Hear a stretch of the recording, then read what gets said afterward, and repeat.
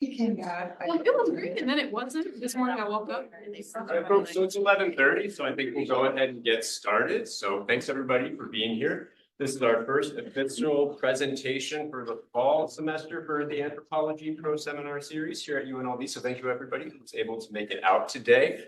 We'll keep things very brief at the very beginning here. For those of you who don't know me, which I can just point to everybody in this room, I'm Nick Barron, so I'll be helping to coordinate the proceedings for this fall and into the spring. We have a big treat today because we're being kicked off properly by one of our very own PhD candidates, Kara Jones, who will be presenting the talk entitled Shifting Subsistence Along the Lakeshore, Surf and Turf at Ivanpah, California. I'll go ahead and just say, for those of you who aren't as familiar with the pro seminar proceedings, basically what we do is we introduce things, which is what I'm doing right now at the very beginning, and then we really give most of the time over to our speakers. So today this will be Kara, who will present their research. That will cover a good chunk of the time, and then we'll leave ideally around 15 minutes or so for Q&A. So definitely make sure that you're following along. If you have any notes and ideas, questions, or comments for afterward, that's what the Q&A portion will be for. So any and all feedback is much appreciated, both for the speaker today and for those coming up. We'll have our next one next week as well. So it should be all very exciting. So if you can please join me in welcoming Kara. All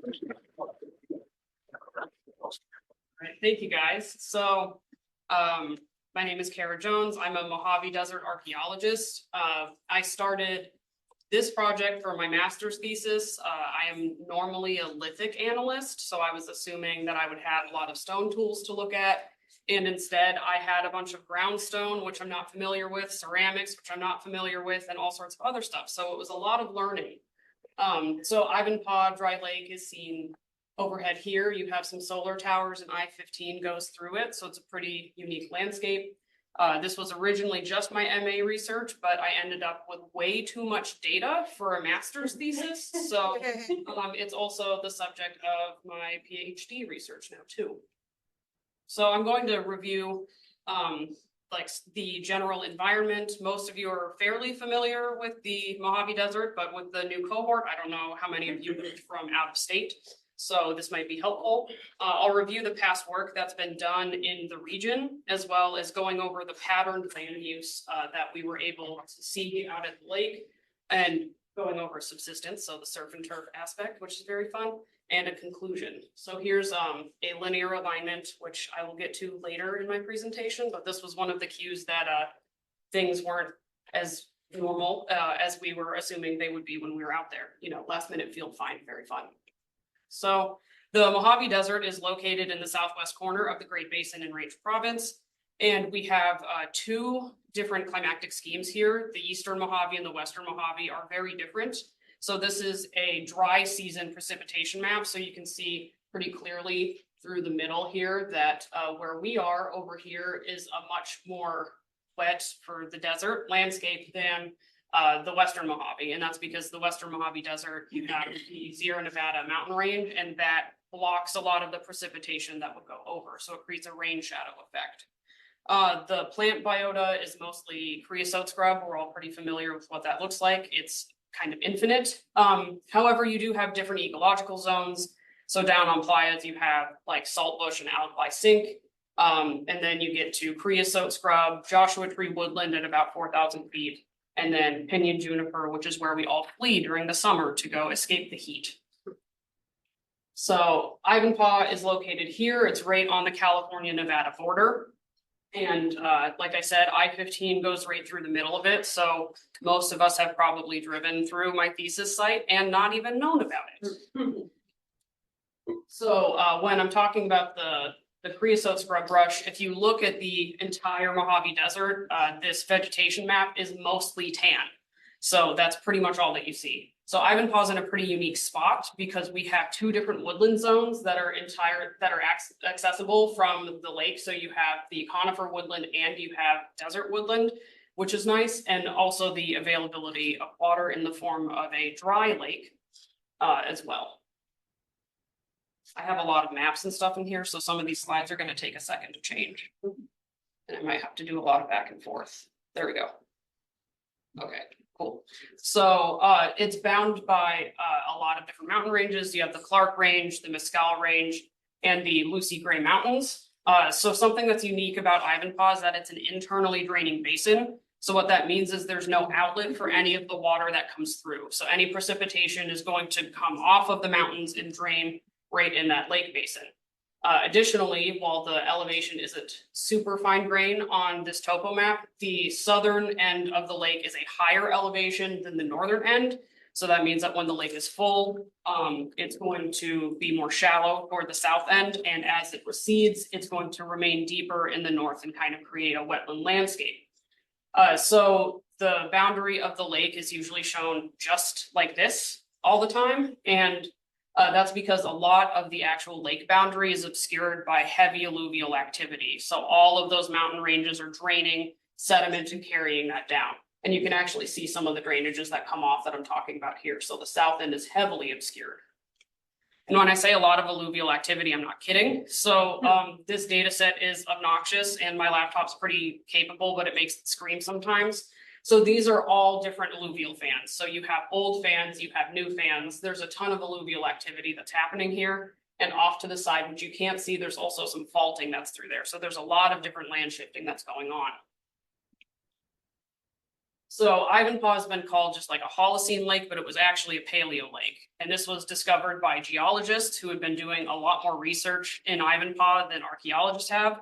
And that's mostly Spalding and Sims. I was fortunate to go out with Doug Sims and my advisor, Barb Roth, and he got to point out all of the different geology that's there. So the southern end of the lake is pretty obscured. There's a lot of vegetation that's through there, so that's why people tended to cut it off.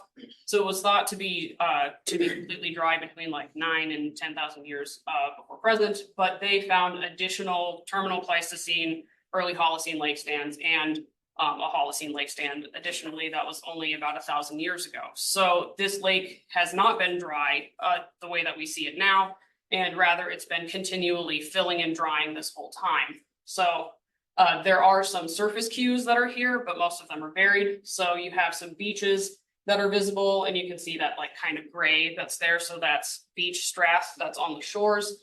And also you have these longshore basins. So the offset between the vegetation in the middle and the basin is about 3 meters. So it's a pretty considerable height difference between them. And that's caused by heavy wave activity. So you only get that when you have these waves. Additionally, it would have been a deep water lake. Anything that is greater than 8 meters in depth is considered deep water. And it would have been up toward the north, where again, the elevation is lower. It would have been a maximum of 10 meters deep. So really deep water that's here. So that kind of changes the entire interpretation of what's been going on.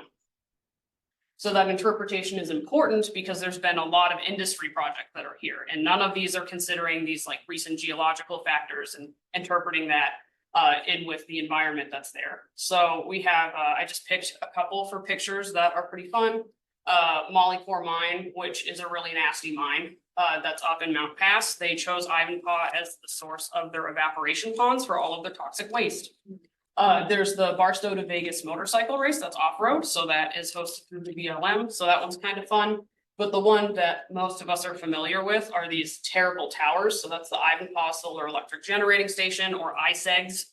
And I call them Eye of Sauron towers. You actually can't look at them. So it's plasma that's up there. So it's ionized, so it's like ionized gas.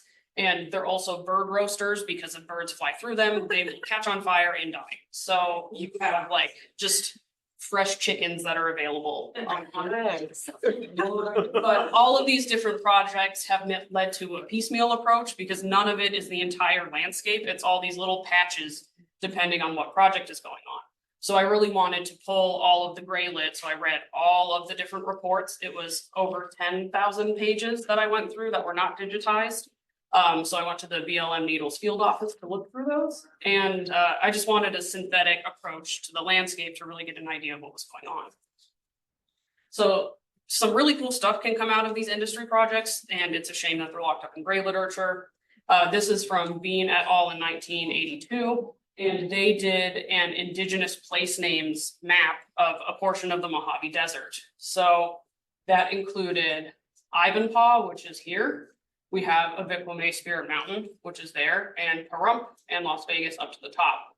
So something that they also mapped were 2 two different trade routes and trails that are there. One of them is pretty famous for most people who work in the Southwest in the Mojave Desert, and that's the Salt Song Trail.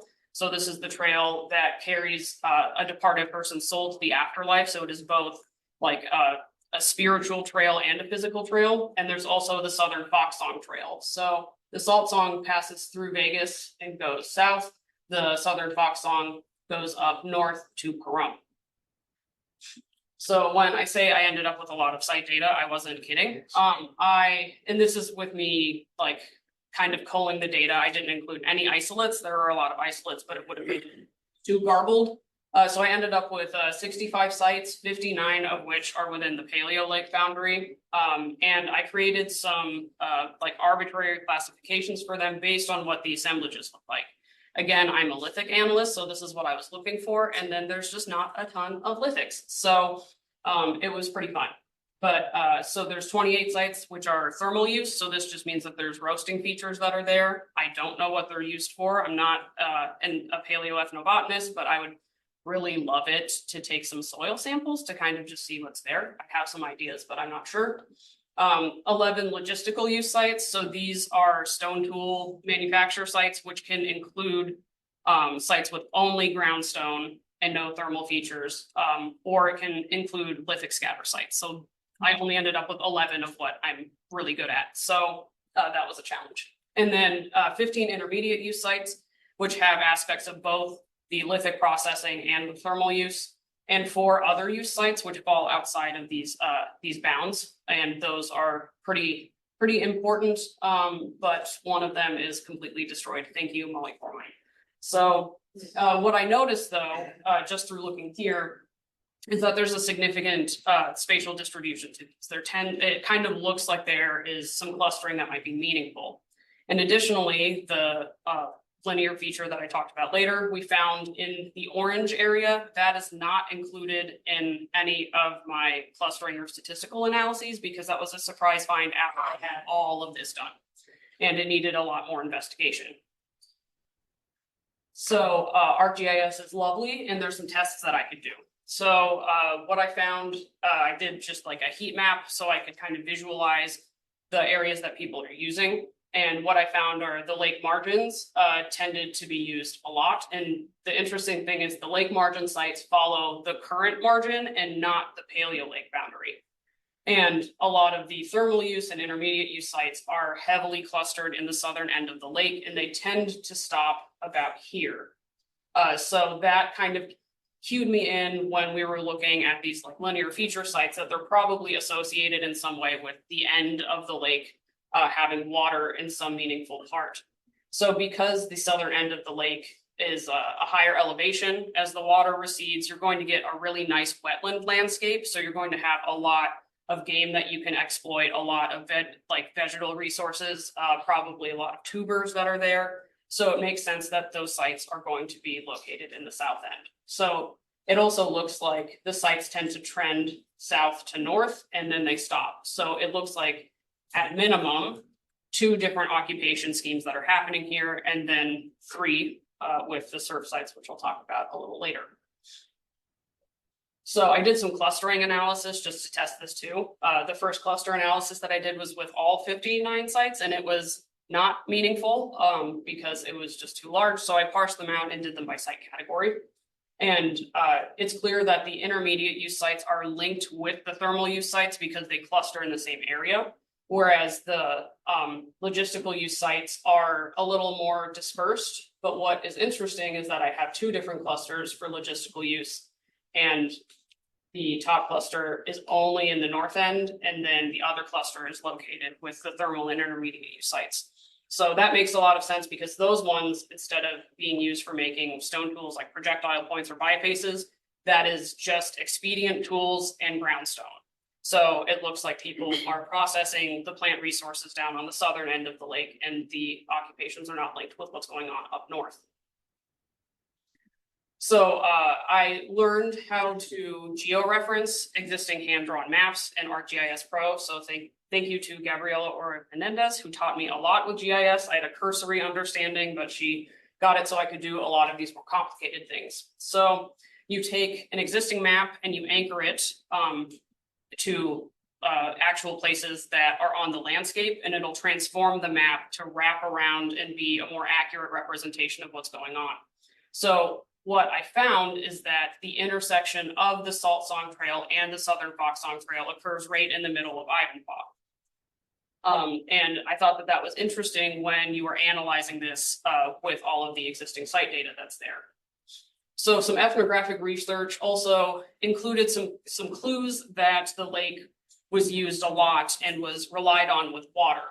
So one of these is that the Nuuvi Southern Paiute and the Chimawave that were in this area were known as the Biranai, meaning the people with their feet in the water. And the name Ivanpah is derived from Ivanpah, meaning good, clear water. So these are a people whose name is linked with water, and the location's name is linked with water as well. So I told you guys about what the Salt Song Trail is used for. So the funerary portion is called the Cry. It's also used for togetherness, and it's a huge trail, and it covers 4 states.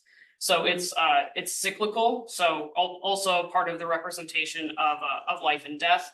And the Southern Fox Song Trail was a little harder to tease out what that one was used for. There's not a ton of data that I found about it. But what I did find was an ethnographic source that said that the trail acted as a blanket. So it would bring balance to all things. So this means the landscape, this means like all of the plants and animals, and it also means anything from the sky. So as long as you are on this trail and you're maintaining this balance, you can call on resources to come to you when you need them. But if you are not maintaining that balance, you won't get anything. So it's important that you're maintaining this balance of togetherness when you're using this trail.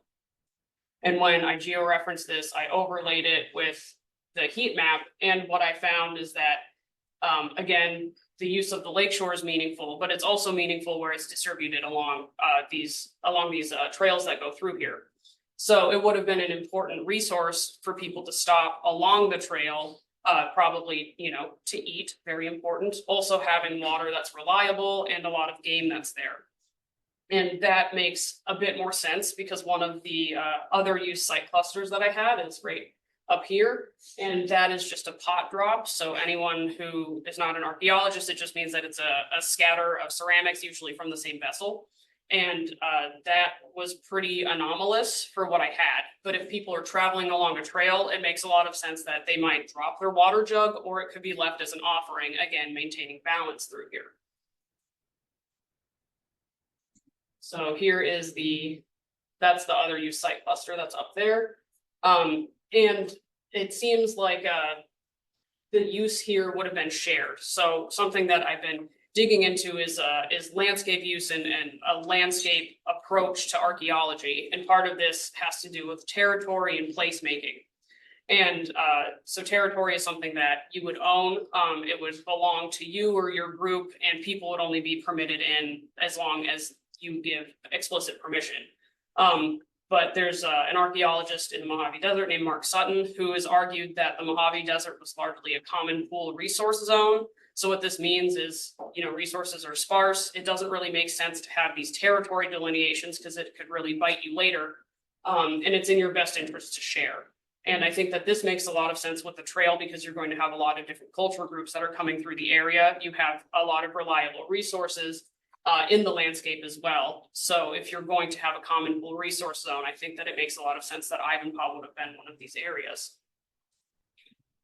So now I'll get into the surf and turf. There's a lot of pictures, not just maps now. So the turf sites are the hunting toolkit ones that I mentioned on the margins. So you have tall grasses and water, which is great for game. That's where those are. You have the thermal and intermediate use sites. So those are used for roasting an unknown currently vegetal material. Those are located down here.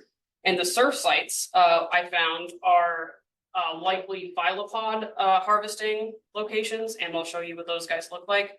I mix up the names for them all the time because they are shrimp, and there's a lot of different freshwater shrimp. There's brine shrimp, berry shrimp, tadpole shrimp, clamshell shrimp, which look really gross. I wish that I would have seen those, and I'm happy that they're not here. But those are located on the eastern shoreline. So you can only use these little critters only hatch after the land is completely dry. You can't have any existing moisture for the eggs to be viable. And the eggs are viable for up to 15 years. They survive extreme heat, extreme aridity, extreme cold. They've been tested as a possible food source on the International Space Station because they have some level of immunity to or resistance to radiation. So they're pretty hardy. And they, oh, I thought it was on this one. I'm sorry. You do have a photo, I promise. So just so you can kind of visualize what these things look like, the turf sites for thermal processing, they're these scatterings of stones. And it might just look like it kind of blends in with the landscape, but if it's a dry lake where you have the playa, which is like through here, people have to move those and rocks are heavy. So that is a considerable resource investment that happens. And so a lot of the mystery at the beginning of this was, why are people moving all of these heavy rocks all the way here? And where are the heavy rocks coming from? You can't just like throw a bunch of rocks in your backpack and have it be okay. That's going to kill your back. So it has to be for something substantial. So when I was doing my research with the gray literature, there were 28 thermal use sites, and we went out just to kind of get an idea of what everything actually looked like rather than just reading papers. And we found an additional 106 features that, so there's 106 that are formally recorded. We found 56 which are unrecorded, and that was only with 4 hours of field work. So there's a lot more that are out here. Again, this has been done in a piecemeal approach, and that kind of leads to a lot of gaps that are in the data. So some of the possible resources that would have been out here, I looked at the rangeland plant list for the Intermountain West for anything that is like a marshy playa lake area. So you have tule potato, cattails, beaver dam breadroot, which I'm actually really interested in, and palm leaf gourds. So you have a lot of different resources that would have been available here, and that's not even including all of the grasses that would have been there. And the hunting sites span a really long time. So this represents over 10,000 years of consistent use. So Paleoarchaic through contact. And you have this point here. So Rosina, one of the grad students in our department, she found this paleo point base, which was the first projectile point she ever found, this is like the whole trail of finding one. And she found it right off the bat. So that was very cool. And I would be lying if I said I wasn't jealous. But there's other points that are here too. And that is my advisor Barb Roth's hand with a nice little desert side notch point. So the intensity of hunting use, though, is likely incredibly skewed because of artifact hunting. And it's been over 100 years of this because in 1920, Malcolm Rogers, who is a famous, infamous archaeologist in the Mojave Desert in the Southwest, was out here, and he mentioned in his field notes that Ivanpah had been a artifact hunting hotbed for both projectile points and ceramics. So over 100 years of people coming here and taking stuff. And likely the only reason that these are the ones that we found is because they blend in with the ground really well, especially that very nice little desert side, which that is the color of the sand. So that's probably the only reason that it's there. So the surf sites, like I mentioned, are used for shrimp. And these features would have come in a couple forms. You have linear alignments, which can be narrow like this one, or wider ones. The narrow ones are piers and the wider ones are platforms. These would have extended from the lake margins into the interior. Additionally, you have these circles or ovals. All of these features are present at other nearby lakes. So out at Silver Lake, which is just one dry lake over, you have the circles and ovals, and these are catchment cysts for the shrimp. And all of those are important because these shrimp are tiny. They're about an inch long. And they're also very skittish. So all of these are mitigation features for you to be able to capture the shrimp and process them. The easiest is probably the circles and ovals because you catch them in a bowl that you make yourself. So the rains come through, they hydrate the soil. All of these guys hatch and they're just right there for you. But the platforms and the piers would have been useful because they don't like any turbidity. So the second that you step in the water, they're gone. You're probably not going to get them again until you wait for a long time. And they're also sensitive to shadows. So you want to try to negate all of these different features when you are when you're trying to catch them. So I've been looking at Other lakes, fortunately, have given a lot of shrimp talks. I'm now the shrimp person. I'm getting some data from other places that are around here that might have them. There is a probable fairy shrimp or tadpole shrimp rock writing motif that's out of Valley of Fire, so that's very interesting. There's only one that I'm aware of. Also, there's a Para area of critical environmental concern, which is up north in Nevada a little bit more. And there have been brine shrimp that have been reported in that area too. So one of the archaeologists out there sent me an email. There's also associated rock art. So there's no nearby large boulders that are here, but my guess is that if there were, there would be some rock art motifs that are about these little shrimp guys. So as promised, here's what they look like. I think the ones that are out here are really cute. I think they look like miniature horseshoe crabs. So, and I see a varying level of responses here. And I promise you, if you think these are gross, the clamshell shrimp are disgusting. So please keep that in mind. Yeah, so they're only about an inch long. And they also, in other areas, it's easier to catch them if you have like a lake that has high salinity, because you can just wait for the lake to dry and they will wash up on shore and be like salt preserved and ready for you to grind up. So we don't have that here. You would have to catch them. You can make a shrimp paste. And I was thinking like, that doesn't sound that appetizing, but then you add shrimp paste to kimchi and all sorts of different foods. So it makes a lot of sense. There's a lot of flavor, there's a lot of nutrients and minerals. So it would have been something very useful to have in your dietary group. So the linear features, there are a lot. The one from the title slide, that runs almost in exactly north-south, which was really interesting. Again, we found that right as we were going back to the truck. So that was fantastic. So I was just left with this big cliffhanger for almost a year about what was happening. So I did a lot of research, and then when we went back out again, that's when one, I found where all these rocks are coming from. So that was really helpful. And two, I found a lot more features when we were out there. So the platforms are wider. They're a few courses wide. And then there's another, part of it's cut off with this pop-up, but there's another long feature here. This one you can actually see from Google Maps if you know where you're looking. So they're pretty impressive. The area that is checkmarked in yellow, this is like a rock outcrop. So all of these boulders, the majority of them are volcanic, so it's vesicular basalt. And that's eroding out from the Lucy Gray Mountains, which are the volcanic range that's out there. So again, with this alluvial activity, it's been happening for so long and it's been so intense that it carries all of these boulders that are like all the way down here, because some of these do not make sense for you to move. And the circular features are a little harder to identify. It was mostly looking at the rock outcrop that's here, and then just depending on which way that you're walking, you can kind of say like, oh, that kind of looks weird. That kind of looks like a clearing. And then when you're at the correct angle, some of these features pop really well. So most of them are roughly circular, and then they have this like pile of boulders that's on the side. So I'm not entirely sure what the rock pile that's there is used for. However, the features that are out at Silver Lake and also Soda Lake have the same thing. So at least I have some nearby comparative data. So I would argue now that Ivanpah also functioned as a shrimp camp.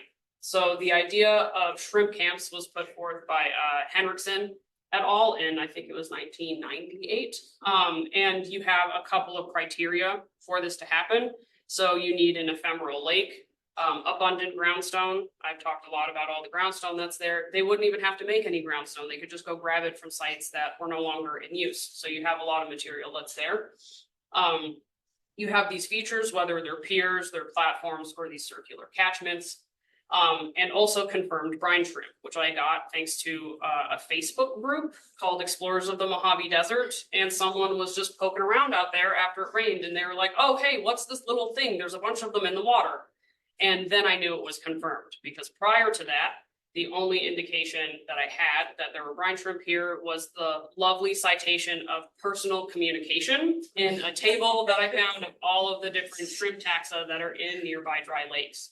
So having visual confirmation was very handy. It was also nice that I was able, I guess it was nice that my thesis took so long to write, because that meant that a monsoon had passed through and had these guys hatch. Otherwise, I would have just had a bunch of questions at the end of this, and that would have been it. So thank you. So also some ceramics are also linked with the with shrimp camps as well. You can use protein residue analysis on both the groundstone and the ceramics to see if it tests positive for shrimp protein. So that would be something else that would be kind of fun to do. The ceramics are also very skewed with artifact hunting. So that's another fun discovery. So anything that we find out there is pretty remarkable. But wait, there's more.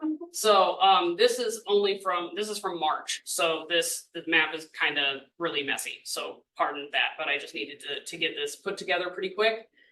So in the March field work, we found, I listed it as a quarry. It's really like a rock outcrop because they're not making pools there. They're just taking rocks. But we found another quarry. There were originally 2. Now there's 3, and associated features. The features are either north-south or east-west. So again, that confirms the use of the shoreline for these features to be used for shrimp. And that kind of suggests different phases or uses. So it depends on how the lake filled or what the dimensions are for how people are going to try to target these. So generally, the order of features and uses from the shoreline upslope is the shrimp features. Then there's processing. So there's a lot of groundstone that is right on the margin through here, including one of the largest basin matatis I've ever seen in my life out in the Mojave. So it's very uncommon. A lot of them are flipped upside down, so that's really handy. So it's very good for protein residue testing as well. So then we found some really weird rock features, which were further up. And this was only, people discovered it because everyone needed to go to the bathroom, and it's pretty flat out there. So you walk for a while before you find anywhere that you can go. And it was just a bunch of these like boulder features, and they were definitely constructed. Originally, I thought that people would be using the lake and harvesting the shrimp and then maybe going along their way. There's a lot of rock shelters that are in the surrounding mountains. So I figured that that's probably where the habitations were.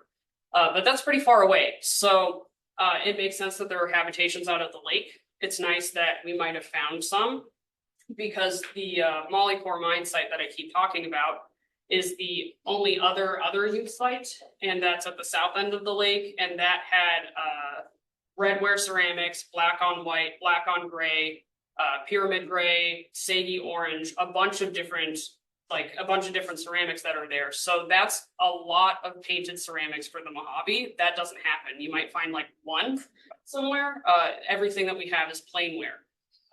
Additionally, there were over 2,000 debitage flakes that were recorded, like numerous thermal features. So I thought that would have been the habitation. So that's where people were. But it looks like people were also using the shoreline after that as well. So this area is going to be a lot of where I'm focusing on my dissertation work. So this is the little section that's there. So I'm planning on doing a block survey for this, and I have some lovely volunteers, one of which is actually in this room, as far as I'm aware, and for doing this survey. And it's going to be to record the rest of the features. We only got to identify that other quarry, and it looks like from satellite imagery that that's probably it, because you can see these outcrops from Google Earth, and they're pretty constrained for where they are. So I think that should be it, but this has been a really interesting project that just like keeps on giving. So that might not be the case. So generally, this is the pattern that it goes. So you have where you catch your food, where you process your food, and where you sleep and maybe eat your food, hang out with your friends. So, so that should be a pretty interesting project. So I have a few concluding thoughts and directions. So this is the monsoon that I was fortunate to get the visual confirmation of the shrimp for. So this is from 2022. I-15 heading into, that's Prim, that's right there, right on state line. And all of this is water. And that water was stable there for, I think it was like 3 weeks or a month. So it was there for quite a while. So if you have a different climatic scheme that's coming through and you have a really heavy monsoon season, or if you have any shift that adds more precipitation, there can be water here for a really long time. And that water is going to accumulate. You can even tell with the where the water sits on the northern end of the lake, because Prim is the northern extent that's up there. And this is the nice little tadpole shrimp for everyone to see. But so the landscape out at Ivanpah is very patterned by task and subsistence use. And this makes me think that there's a real need for a survey of nearby dry lakes, because I think that it's a regional subsistence trend. All of the data that I had to work with was what I was finding out at Ivanpah, some stuff from Silver Lake. People didn't start emailing me about things until pretty recently. And then the published data that's from the Snake River Plain of Idaho. So that's a huge gap. So going basically from southern Nevada all the way up to southern Idaho. And because we're in the Basin and Range province, we have a ton of dry lakes. And I drive a lot. If there's conferences, I prefer to drive if it's like a reasonable driving distance. Reasonable for me is 14 hours, that's my max. So if I can do that, then I will drive. But what that means is that I get to see a lot of the landscape. And all of the times that I've had to drive up through northern Nevada and I'm seeing these lakes, I'm also seeing these thermal features that are there at minimum. So my hypothesis is that I'm going to see more of these thermal features and I'm going to see more of these linear features. And the assumption that a lot of these lakes have been dry for a very long time is probably just incorrect, because they are going to hold water for a while and they're going to be pretty good resource beds for people to come to. So it's reliable. When you have rain that comes through, you can know, hey, there's shrimp that I can harvest, but also there's a lot of migratory birds. So they kind of do the signaling for you. So some candidates for this include Roach Dry Lake. So we'll talk about that in a minute. Great name. Para and a few others. So Roach Dry Lake is actually just on the other side of Prim in this photo. And a lot of times the lake, it's cut off and they treat it like two discrete lakes. But because Ivanpah was a paleo lake, it actually coalesced with Roach. So it's its own lake. Roach has the same internally draining basin, just in reverse of how Ivanpah is. So there was a large study that was done out there. There's more work that's being done there because the Ivanpah Auxiliary Airport is not going in Ivanpah like I was concerned it was. It's actually going in Roach. So no one wants to fly into Roach Airport though. So my guess is that they just picked Ivanpah as the name. But the airport has been on again, off again for about 20 years at least. And as of now, it's on again because with the pandemic, our airport is overloaded. And the idea is to have an auxiliary airport that people can fly out of. So it's going there. So my hope is to be able to get out to Roach before too much ground moving activity happens. And kind of get an idea for what they were seeing there, because the report has a lot of rock features that are listed in there, but just like a different interpretation for what they're doing. So that's the easiest one for me to go to, but I'd like to be able to visit just like a nice sample of them and kind of see what's out there. So some ways that this can be done more efficiently includes drone survey. So like I mentioned, with the circular features, they're very hard to see if you're walking. Even some of the linear features, because they were buried in with the circular features, those are hard to identify. But if you're using something like LiDAR, they should pop. So you're going to get a lot more bang for your buck with doing a drone survey rather than a pedestrian survey, which could take a long time and people will miss things. And that's just how it works. So I would like to do a drone survey that is for that survey block that I showed you guys earlier. And I think that drone surveys would be handy to do samples of nearby dry lakes because you can knock out quite a few depending on the area that you're going to. So the fall field survey is my hope to get more of this data. I'm very excited for what I find, but I am very nervous that there's going to be something else that I find. So I don't know. So I'm going into it with excitement and apprehension. But ultimately, I would argue that Ivanpah is not just like, it's not just this like nice resource area with some trails that go through it. Ivanpah is at minimum a traditional cultural property, but more likely it is a cultural landscape. So it meets all of the criteria necessary for nomination to be a cultural landscape. And this is important because there's been 2 different National Register nomination attempts that have gone through and both have been rejected. And the reason was lack of data. And I have an obscene amount of data. So that's another one of my hopes for my dissertation is to get this submitted. I wanted to get this done before the Ivanpah Airport was going to start. But now I know 1, it's not where I am, and 2, it is too far for me to have any influence on. But what I can do at least is try to preserve the rest of the lake from any further development. Because there's a road that goes through there that was constructed without very much consultation. And that's part of the reason that the Lakeshore on the south end is obscured, because they didn't put a culvert in. So it's led to aggressive erosion. So now you can see the thermal features and see the ceramics right from the road. And on the other side, you've ended up with a bunch of sediment accumulation. So any further development that I can help mitigate there would be really beneficial. And I think that it's an area that really deserves protection with all of the impact that it's had. So I'd just like to thank quite a few people. So my advisor, Barb Roth, because Barb has been fantastic through this and has been excited to investigate all of the fun, weird stuff that we've been finding out there. Gabriella for all of the GIS help, because like the maps that I made would not have been possible. You might notice that some maps look nicer than others, and that's because it's a mix of me learning how to make maps better.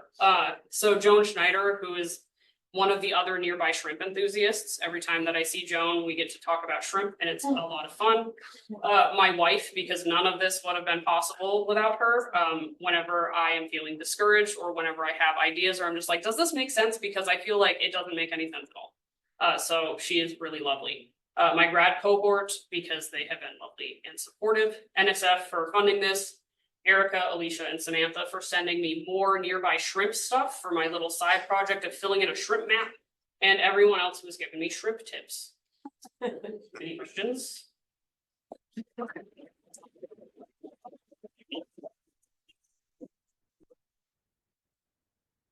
So I know you talked about like the dating of the sites and all that stuff. Did you notice alongside that spatial layout and sort of site type distribution, did you notice any kind of interesting like temporal patterns too? So because there's all that I could really use are projectile points, and because there's not enough, I don't have great temporal data. But I would like to do, so I don't want to like dig anything, but I would like to take some sediment cores, because that would be helpful. And there is meaningful stratigraphy that's out there. So there's this really widespread assumption that out in the desert that what's on the surface is it, which is fairly correct. But because of all of the rain that's come through, there was like it was probably like 4 feet. There's just like a complete displacement that happened out there. And what we saw was one of the thermal features that were there was buried under about 5 inches of sediment. So I think that there are some like non-destructive ways for me to find that out. Yeah, the temporal variation is just hard to tease out because of a lack of dating methods. But I have a feeling that there is a temporal association in how the thermal features are constructed, because most of them are mostly vesicular basalt and some granite. And there's a few that are a lot of granite and less vesicular basalt. So I think that there's a temporal association there. So for my dissertation, I think I'm going to be a little bit more fine-grained with my description for the thermal features and really look at the main like construction of them, because I'm wondering if they're in different patches or if they have like a different orientation for where they're going, and see if I can tease that out. Cool. This area, is there any like a pupfish? Because I know there are some pupfishes in dry lakes and some areas here around Monroe County and other. So there's no fish that are out here, and with how deep the lake is, I was assuming that there would be fish. But one of the easiest ways to tell if there are going to be fish is if there's any anodonta shells. So that is a freshwater mussel, and those can only reproduce if there are fish in the lake. So there's a nearby lake called Cronies that does have anodonta, and there's also fish bones that are associated with it. But out at Ivanpah, again, no, I haven't done any excavation, but none of the reports mention anything about fish. So I think that it's unlikely, unfortunately, because I was hoping. But yeah, I've been out in the areas that have pupfish, and I think you would need to have a permanent water source for them to remain there. So Thank you. Could you speak a little more about the seasonality and like the life cycle of these shrimp? Yeah. As I'm thinking in, you know, the trail, it's very cyclical and life and death, and if the water is gone at a certain period, but this shrimp kind of resurrect. yeah, I think that that's a really good point. And so most of the shrimp are going to be harvested during the monsoon season because you need everything to be completely dry. And that's when their eggs become viable. So if there's any moisture that's left and there's more that comes in, they won't hatch. So my guess is that it would probably be summer. So that would be really meaningful because summer is like, it can be in this area, like down in playa areas, it can be a lot more marginal. And it's a nice resource too that you can cache because you can dry them and grind them and keep them for later. And caching strategies were practiced a lot by the Southern Paiute as like a way to, you know, like mitigate all of the winter effects for different resources that aren't available.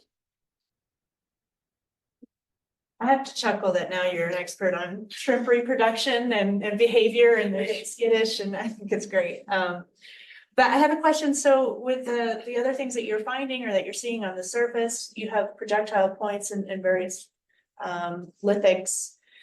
In terms of seasonality and using this landscape maybe on a seasonal basis, if shrimp are in one part of the year, are you also seeing faunal and other things like they might be going and opportunistically doing that at the same time? So I haven't found any faunal remains, which is like a bit frustrating. And I don't know too if because like the alluvial activity is so heavy, but most faunal bone that's going to be there is going to be from like small critters, and that's really light. And all of the field days that we've had out there, we have had to call because it got too windy. So and you can see it coming from the south end, and then it just like rips your eyes. So my guess is that if it's there, it would not be anymore. There is a snail that's there, and I can't remember the name of the snail. I don't know if that was used as a food source, but this particular snail is only associated with like wetland environments, and it has to be a stable wetland. So that's the most that I have for animals, unfortunately. I have one question and then a potential question, depending on kind of the answer to the first one. Maybe, we'll see. So you mentioned a surprising or unusual variety of different ceramics. Mhm. Are you interpreting that as just extensive trade networks or different groups moving through, or just people had a lot of different stuff? So I think that it's a combination of trade networks because of the trail. So you have like a perfect highway for trade there, but also a lot of different people who are coming through. So especially with the Salt Song Trail, because that wraps through the Southwest. So I think rather than just like trade coming from the Southwest, I think it's people who are kind of completing that entire trail round. Okay, all right. Yeah, so the follow-up then has to do with the way that you are sort of thinking about territory, because you reminded me of well, pretty far away in the Great Lakes, right? But in coming out of the Paleo period, we see different groups with overlapping territory, but sort of ownership over particular resources in the same space, right? So that the territories are all, they're not separate. There's no boundary between them. They all sort of share the space, but each has its own kind of specialty. And then seemingly over time, what are kind of modern tribes forming around those specialties and sort of forming up Okay. groups or differentiation in that way. And so my initial thought was, well, it's probably impossible to tell if different groups are using different resources in this context.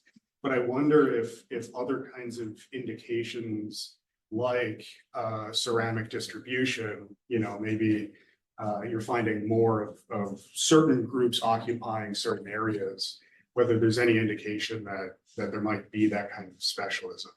So I'm pretty confident in it being a shared space, but there are territory pockets that are nearby. Yeah. So out at Halloran Springs, which by drive time is it's pretty close. It's within like 45 minutes.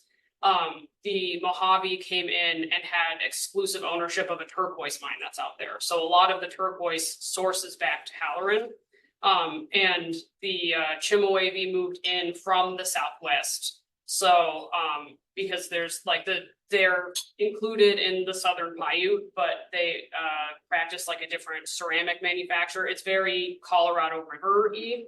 And so that was the clue with most of the ceramics that I'm used to seeing are brownware. But you have the lower Colorado, there's lower Colorado buffware and things that are made by like paddle and anvil. And brownware is made like coil and scrape. So you coil it and then you smooth it out that way. And with paddle and anvil, you can tell when people hit it. And then finding the painted ceramics was very different. So my guess is that some of them are from trade, like the Sagi orange, that's way too far away. But the other painted ones that are in a larger abundance are probably from people moving in. And in the Western Mojave, there is the same territoriality that happens when there's a shift in climate, a big reliance on bighorn sheep, the bow and arrow is introduced, and that's when you start to see like direct ownership of things.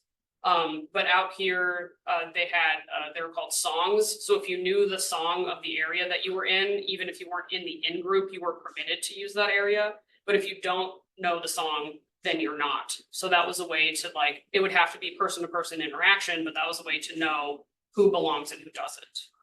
And that's over geographic space, not resource specific. Yeah, so, but in the Eastern Mojave, I'm not, other than the turquoise mine, I'm not as sure about resource ownership, because in the Western Mojave, it's mostly around Coso obsidian, which is a really high quality obsidian source. So that's been found like, I think in Texas. So it makes its way pretty far, but.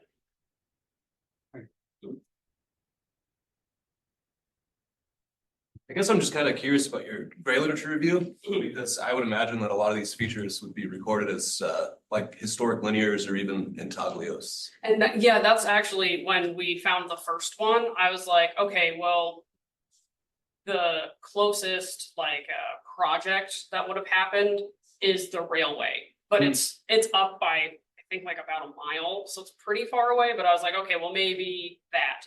And then when I got back home, none of that has ever been recorded with that block. And I was really assuming that it had been.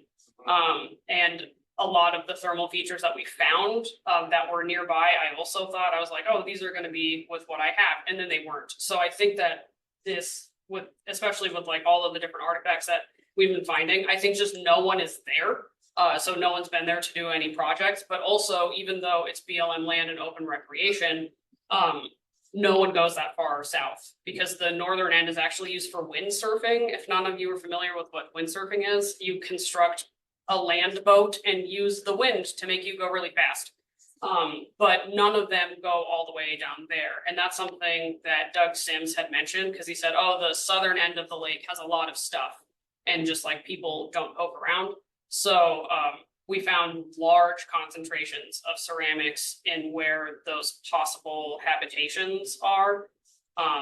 Yeah, again, I was convinced that the linear ones were historic. So I was like looking around for like bottles, cans, anything that I could. And there's like a couple that are scattered, but they're not associated. So yeah. I have a question about the end when you were talking about, you said the obscene amount of data that you collected. Yeah. You were talking about it in relation to, I think you said there have been 2 prior attempts to have the region designated as a culturally significant landscape. I assume the under the Antiquities Act, because it's federal land, right? Yeah, and so they were trying to nominate just like patches in this case, and it was, one of them was a couple of thermal features that they're kind of like center on the east. And then I think there was an attempt for just like the southern portion, but one of them was done by an archaeologist who has not done great work in the Mojave, and people have written about the not great work that they did. And so that's part of it, but the other one was, a lot of it was just a bunch of like, I guess like logistical like fall through, because people weren't like attaching maps and other stuff that is like very necessary. So, yeah, hopefully with what I have, I can not have to worry about that. Gotcha, okay, say no more.